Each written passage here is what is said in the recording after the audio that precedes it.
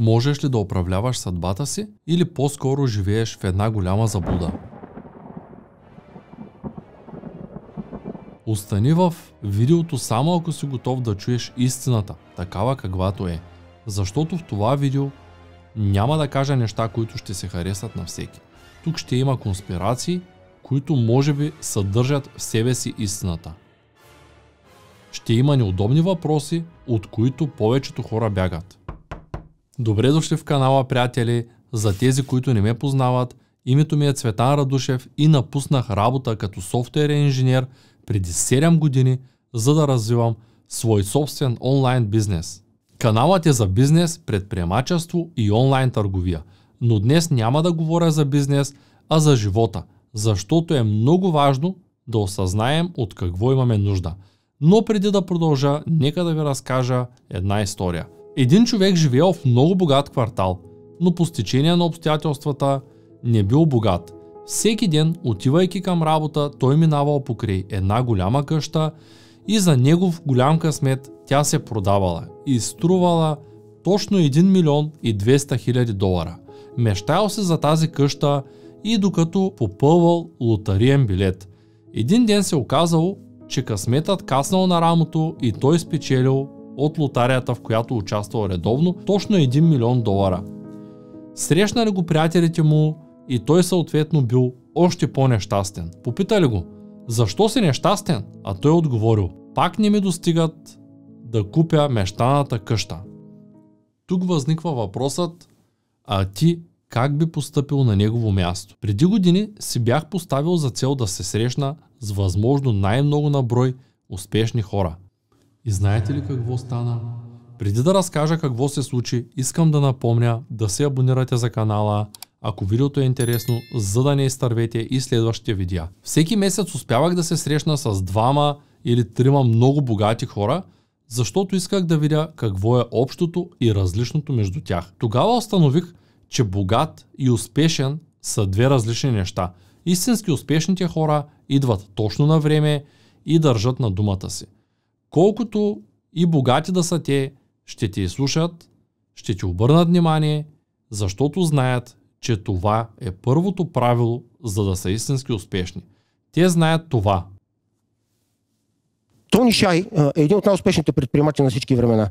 Тони Шай е едно малко китайче, което на 24 години продаде първата си фирма на Microsoft за 250 милиона.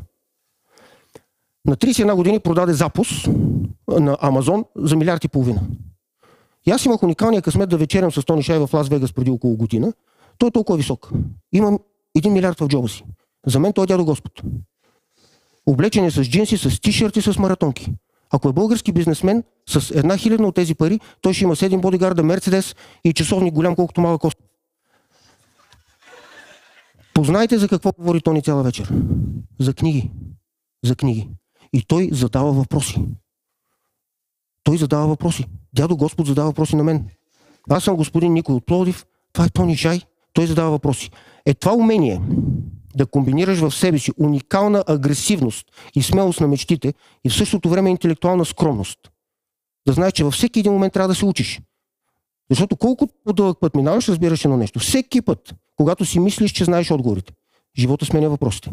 Човекът от видеото е Христо Попов. Всеки път, когато мислиш, че знаеш отговорите, животът сменя въпросите. Истинският успешен човек е тук и сега и гледа на себе си винаги от позицията на равен с другите. В моето проучване, общото между богатите и успешните бе, че нито един от тях не закъснява за среща. Не се държи арогантно, слуша преди да говори. Срещал съм се с много хора, които имат стотици или дори хиляди души персонал, с такива, които имат по няколко завода и никога никой не е закъснявал за среща с мен. Никога никой не се е държал надменно и арогантно. Тогава защо казваш, че богат и успешен са две различни неща, Цецо? Тези, които са богати, но не и успешни, дори не могат да бъдат открити. Те няма да си вдигнат телефона и ще имат 101 метода, с които да се покрият, за да не може просто някой да ги намери, да се срещне с тях, да ги попита нещо. Това е нещото, което отличава богатите от успешните. Няма да помогнат в случай на нужда на никой и не искат да имат нищо общо с хората под тяхното ниво. Те са само богати. Тя ги е страх да не загубят всичко. На тези хора казвам богати, но неуспешни. Ти като какъв се определяш в живота? Повече даваш или повече получаваш? Няма успешен човек, който да не знае какво е щастие и какви са целите му. През целия си живот очакваме нещо да се случи, за да сме щастливи. Още когато сме малки, очакваме щастието да дойде при нас, когато пораснем и отидем на училище. Защото повечето от нас не искат да ходят на детска градина и чакат да стигнат до училище. Там започват да чакат да навършат 18 години, за да нямат забрани. След това започват да чакат да завършат университет, за да дойде щастието и да отидат на работа, имайки своите доходи. Чакаме за всичко. Дори когато отиваме на работа, чакаме да приключи, за да отидем на тренировка, където докато си мислим за това, какво ще хапнем вкъщи и как ще се излежаваме, минава тренировката, след което се прибираме вкъщи и там си мислим за почивния ден. Очакваме завършване, повишения, края на работния ден и така минава целият ни живот, прехвърляйки ни в бъдещето. Много от учениците ни чакат да изкарат пари или да закупят кола, защото мозъкът им казва, че трябва да изчакат, за да намерят щастието. Живеем ли наистина в измама? Какво ще се случи, ако токът спре само за 3 дни на планетата Земя? Знаеш ли, че всички ядрени електроцентрали ще се взривят за по-малко от 3 дни? Да кажем, че това не е най-големият проблем и не се взривят. Какво ще остане от човечеството? Най-малкото ще спре транспорта, а един голям град без транспорт ще замирише на сметище точно за 3 дни. Какво ще се случи с хората според теб? Ще бъдат ли добри един с друг или по-скоро паникьосани и лоши?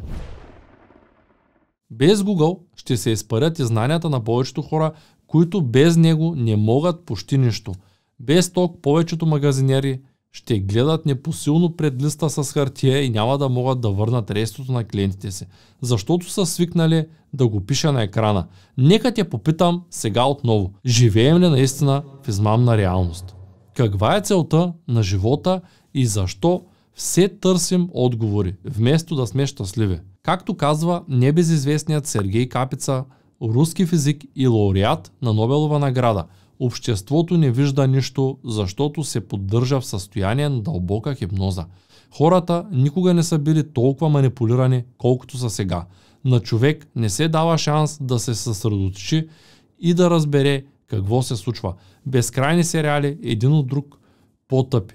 Вулгарна поп музика, похотливи и агресивни филми, нежно засягащи подсъзнанието, култивират духа на егоизма и насилието. Нормален човек за кратък период от време се превръща в безпринципно животно, водещо абсолютно безмислен начин на живот. Промяната на съзнанието на хората всъщност е онази измамна реалност, която изгражда целия свят. Човек е това, в което вярва.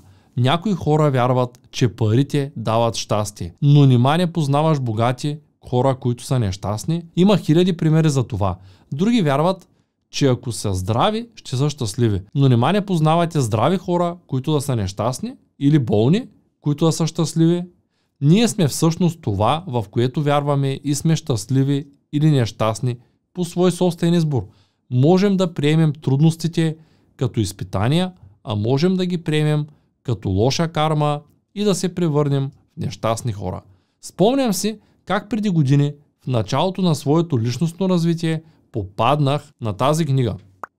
Изключително много ми хареса и я прочетох 2 пъти, защото първия я четох, а втория спазвах паузите и примерите. Хубавото е, че в днешно време всеки има шанс. Защо успехът и щастието вървят ръка за ръка? Щастливите хора са успешни, защото приемат себе си, хората и ситуациите такива каквито са. Когато живееш със сърцето и душата си, това се случва. И все пак, нека не забравяме, че най-силното нещо на света е вярата. Ако желаете да ме подкрепите, използвайки първия линк в описанието на това видео. Ако искате да научите повече за щастието, не забравяйте да гледате видеото с Геомил Георгиев и да последвате другия ми канал, в който скоро ще кача нови интересни видеа. Благодаря ви!